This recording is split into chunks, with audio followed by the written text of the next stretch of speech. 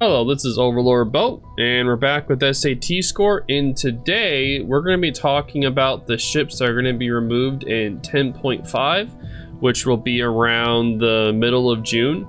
So they posted in one of their dev blogs recently that they'll be removing the T-61, the Graf Spee, the Loewenhardt, the Z-39, the Nelson, the Haida, the Asashio, and the Lenin coming up in June. And today we're going to talk about which ships we recommend and which ones that are more collector ships. So I'll let you start off, SAT, with the T-61. So the T-61 is a German destroyer. She is a highly versatile German destroyer, sporting all the typical German destroyer traits like hydro, short smoke. What makes her stand out is her HE shells. So she can penetrate 32 millimeters of armor with her main guns, something that few other destroyers can claim. And because of that, a T-61 ends up being a highly versatile ship, being able to pretty much deal with any combatants that are sent her way. It's so powerful, I'd actually consider T-61 to have tier 7 effectiveness. And because of this, I highly recommend you buy T-61, as she is a relatively cheap investment and brings a lot to the table for what she offers.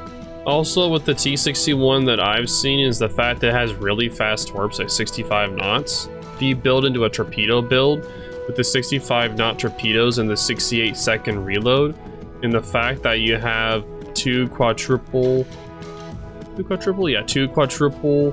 so you have 8 torps that are pumping out every 68 seconds. If you build into it, it goes around like 62 seconds. It also has great torpedoes along with the great artillery. So I highly recommend this ship. So what about the Graf Spee there, SAT score? So Graf Spee is also another tier 6 German ship, but this time she is a cruiser. But that's mostly in designation. Her stats blur the line between a typical cruiser and a battleship. She has HP somewhere in the middle. Her guns are also in the middle, being at 233 millimeters. She also has repair party, but as a cruiser, she also has access to hydro, DFAA, and also carries torpedoes. It's a very interesting combination that you rarely see in other ships. In fact, you won't see it again the next ship will be Scharnhorst, and you'll see a couple battlecruisers at tier 7, 8, and 9, but otherwise Graf Spee is very unique for her tier. But yeah, the Graf Spee actually has the 283. You had it right before you said the 233. It was the 283. You're correct on that one. But yeah, I find this ship more as a it's more like it's a very memey ship. Like the fact that its guns are 283, it makes it very powerful in taking out cruisers. But I find the dispersion not to be the best, so I personally would find this more as like a collector ship opinion. I don't really find it as a competitive ship because, one, it's tier 6. There isn't many tier 6 matchmaking. The armor isn't very good to be able to defend itself against the battleships. Usually if you're kiting, they can easily go through your side plating and your armor thickness, like your belt. It's not very good for competitive wise. So it's more of a collector ship / meme ship to be added, rather than like a super competitive one. To clarify on the competitive part, Graf Spee was commonly seen during the tier 6 clan battle season, but outside of that, we're not expecting another tier 6 clan battle season, and she doesn't perform too well in ranked, so I don't recommend buying her for competitive. She does provide a very interesting playstyle, so if you're a collector or you just want something that doesn't play like anything else you've ever seen, then Graf Spee is a solid choice. And in any case, she is relatively cheap compared to some of the other higher tier ships. Yes, exactly. So what about the Loewenhardt? Oh boy, the Loewenhardt. Loewenhardt, another tier 6 German carrier that's actually due to be removed. So she has a few gimmicks. Our rockets are actually of tier 8 quality, similar to the Parzival. Her torpedo bombers are even worse than the Westers somehow, having very slow torpedo speed and minimal damage. But what makes Loewenhardt broken is her dive bombers.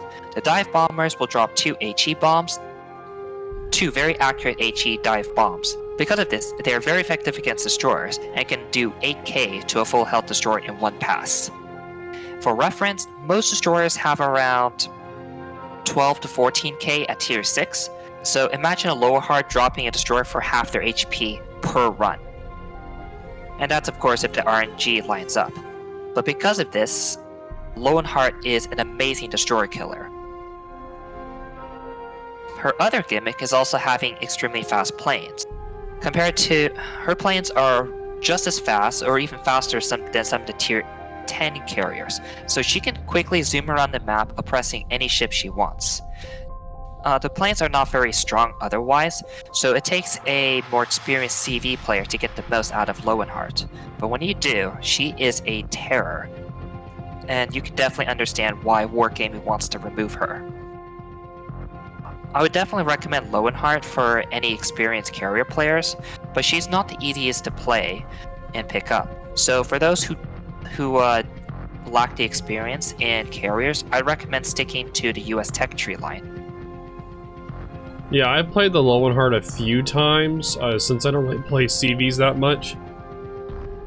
And when I did play the Loewenhardt, it was so easy to do 60, 70, 80k damage in matches because the ships, you're able to reposition the planes so fast that you're able to go to the solo ships that are way out in the flank in the middle of nowhere and just isolate them, and they're not able to do anything. You're also able to spot the DD super quick. But the problem with what I have is usually if it gets up tiered, of course, if it's tier 6 EV goes into a tier 8, it's going to get obliterated. But if it's in a tier 6 or tier 7 match, it's going to do amazingly well. As long as you're a good CV player, that is. If you're just going and you don't know what you're doing, your planes are going to get deleted by the flak super quick. Let's move on to Z39 then. So, for some reason, apparently Wargaming doesn't like German ships this patch. Because most of the ships we're talking about are actually German ships. So Z39 is the tier 7 destroyer. Her gimmick can be best summed up as tier 6 guns, similar to the tier 6 Gade, tier 7 torpedoes, similar to the Maas, and tier 8 hull, similar to the Z23. So she's more of a defensive-oriented destroyer. But also she has tier 8 level of concealment, due to having access to the 5th upgrade slot. And because of this, she is a pretty interesting destroyer. She can take on most ships, but she does have some issues with firepower because she's effectively as powerful as a Gade, which doesn't have that much firepower to start with. But she can stay in the fight a lot longer than every other ship, owing to her hydro and her HP pool, and she is very annoying for the enemy to deal with. It's not that she's a bad ship, but I don't see her quite as good as some of the other choices that's being removed, especially since T61 exists, and Tier 7 ships tend to have issues facing Tier 9 ships due to matchmaking. What are your thoughts, Bo? So I played the Z39 once, and I enjoyed the time when I played it. The problem is, though, that was in a Tier 7 match only, and I feel like if it went to a Tier 8 or 9 match, it would just get demolished by the higher tier ships. Like most Tier 7s do. It can't really hold its own in the Tier 8 or 9. But whenever I did play it in the Tier 7, it did surprisingly well for me in that match.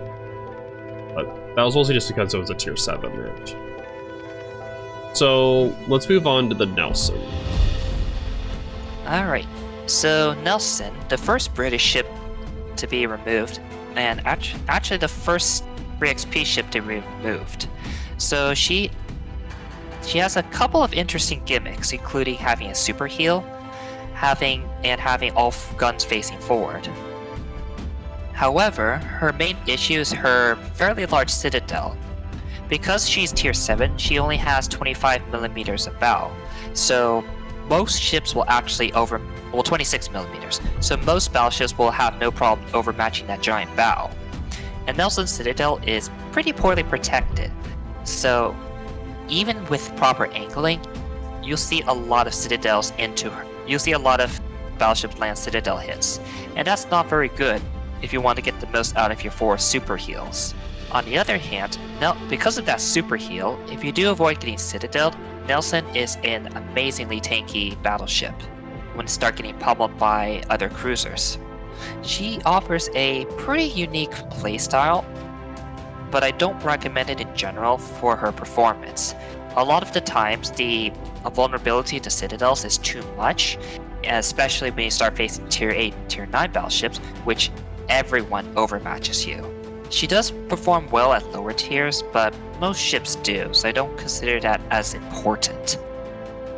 Her gun arrangement does lead to some interesting plays, but overall, I would recommend Nelson mostly if you want a port queen, or if you want a interesting playstyle and are okay with the drawbacks on her. So, coming with the free XP ships being removed, as far as I know, wasn't the Smolensk the first XP ship actually removed? Yep, you're right on that. The Smolensk was removed, and then the Alaska was removed. Okay, first British EXP ship to remove. We'll just assume I said that. Yeah. But it is kind of surprising, though, they are removing the Nelson, since not many people buy her, but that's probably the reason why. I did like the fact that she was a 350,000 XP to get. It gave some newer players something to go for, like where they wouldn't have to go super far to get it. But now they're removing it, they're gonna have to put something else there, so it's gonna be surprising to see what they add in the future as a free XP ship that people can afford. So, what about the Haida? So Haida is one of the main reasons I don't recommend the Z39 anymore, the other being of course T61. So Haida, being a Commonwealth destroyer and being a tribal class, is relatively heavy gun firepower for less torpedoes. But what makes Haida really stand out is her creeping smoke ability. I believe she was the first destroyer to get this type of smoke.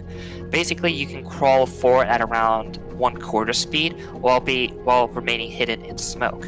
And this has some interesting tactical advantages. So, like, people can't easily blind fire you or try to torp you since you're not sitting still in smoke. The other thing that makes Haida stand out is her amazing concealment.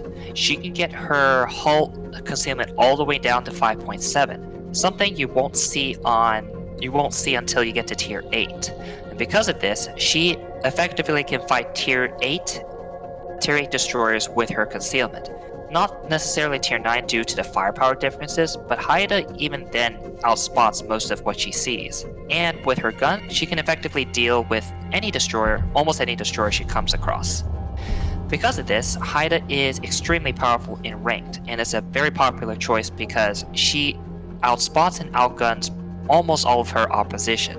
And if you have the better destroyer on your side, you generally win. So I would recommend Haida for pretty much everyone.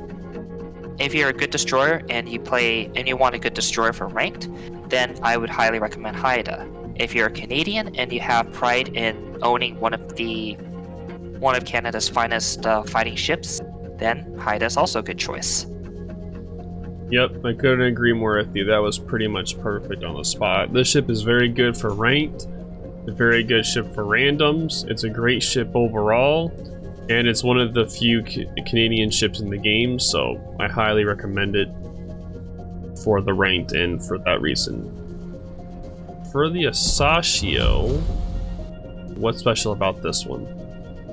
Asashio, there's nothing special about the Asashio's hull. What makes her unique is her torpedoes. So I believe Asashio was the first type of ship to get any sort of deep water torpedoes. And for hers, if you look at a torpedo, she will carry 20-kilometer torpedoes, 20-kilometer deep water torpedoes. They are unique even for her, as they only hit battleships and carriers. Because of that, you have 20-kilometer torpedoes that deal about 21k damage, almost impossible to spot. And because of this, Asashio has gained a reputation of being one of the best battleship killers in the game. Even tier 10 battleships will fear her because there's almost no way to tell if the torpedoes are hitting for you until they hit your ship. And to make it worse, she fires 8 per salvo, but she gets access to torpedo reload booster, so she can fire 16. She can fire 16 torpedoes in a very short amount of time. And as a battleship, try to dodge 16 deep water torpedoes headed for you. Not very fun.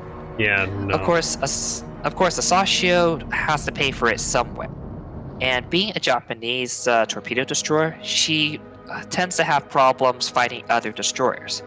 And worst of all, since the torpedoes don't hit cruisers and Asashio's firepower is rather anemic, she struggles. She almost has no capabilities against even tier 6 cruisers.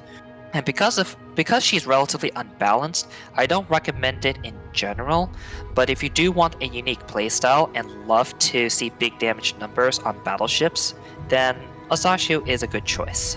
Alright, so for the final ship, the Lenin. Russian bias time. Lenin is the definition of Russian bias. So compared to surprisingly enough, you can compare her to Nelson, like a much better version of Nelson really. Although she is tier 8, she has 32mm bow and 45mm deck, so most cruisers will struggle to pen her.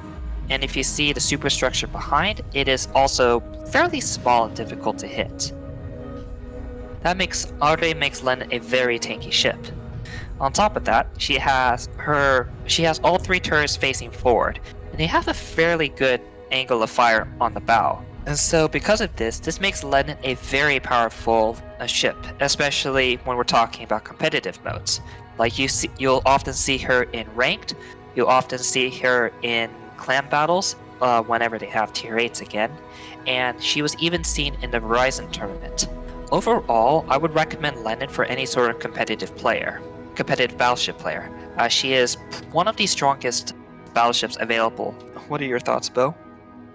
Anytime I bring this ship into randoms at all, this ship is so easy to play. It has a super fast turret rotation of 30 degrees, and you can build into it more, which makes the turrets go to about 28, 27, I believe. And that fast turret speed makes it where it's super easy for you to wiggle back and forth left and right when you're facing towards someone, to be able to not show your citadel, because the citadel plating is right here, and you have to be careful not to show that, because yes, it can get citadeled if you're not careful. But the thing is that there's so much armor here, and the fact it's so able to wiggle left and right super easily, you can always have all 3 guns firing consistently all the time. And having all of your guns firing all the time is one of the biggest benefits of this vessel, along with the amazing armor. So I believe out of all of them, like out of all the ships we talked about, the Lenin is by far my personal favorite, and also Russian biased. I think it has the best camo out of all of them. I love this camo, like, to death. So I love it. It just speaks to me.